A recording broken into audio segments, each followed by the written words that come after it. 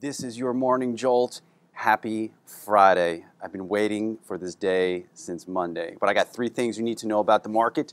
And there's a lot to know, probably more than three things, but I'll boil it down to three tariffs. The Trump administration will reportedly slam China with $50 billion in tariffs today, about a 25% tariff on $50 billion of Chinese goods.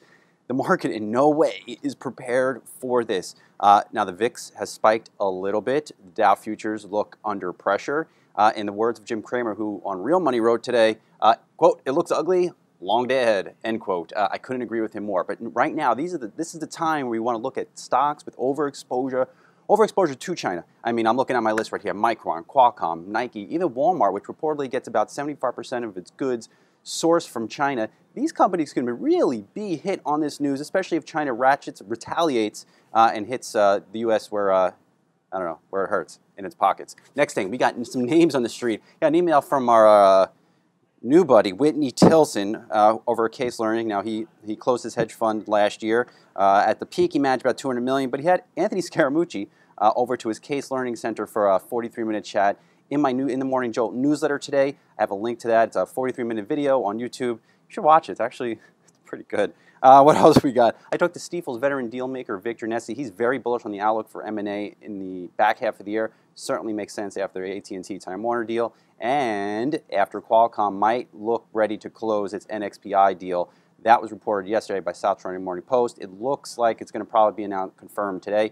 If that's the case, earnings estimates for Qualcomm are going to have to go through the roof. Wall Street in no way has baked this deal into the cake. And lastly, around the horn, we got struggling General Electric. Stock down about 7.3% over the last month. Talk about a vote of no confidence on CEO John Flannery. And to a lesser extent, I mean, look, Nelson Peltz came over to the Deals Conference, our sister publication, last week, told TheStreet's founder Jim Cramer that maybe G is open to a possible breakup. Even he couldn't lift this stock. You know why? Because the second quarter probably stinks. And who's going to buy the stock into a terrible second quarter?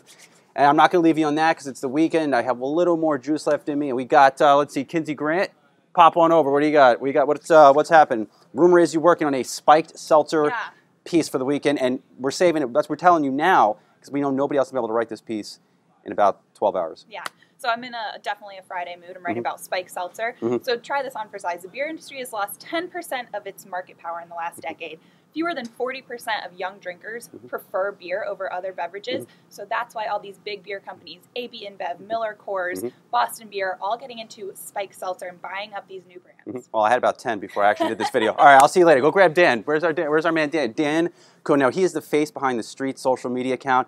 This guy is good. He does social around the clock. Dan, what do you got? What's hot? What's Jim been talking about? Well, shocker, Brian. It isn't always will be about the Cloud Kings. Yeah, Cloud Kings. Jim's talking about Adobe. You'll have to check out at Jim Cramer for a little more. Well, very cool. Apparently, you're not watching, Brian. Well, you know the Twitter stream's going, so get it going over there. All right, well, Cloud Kings. You know, Jim coined that term earlier this year. Cloud Kings, Adobe, Salesforce, which is an Action Plus name, and I forgot the other ones right now because it's been a long, long week. Check that out. He also coined the term FANG many years ago. So everybody's been jumping on that bandwagon since then. Give Jim a shout out because he coined it. Be sure to sign up for the Morning Jolt newsletter, www.thestreet.com/newsletters. Have a great weekend.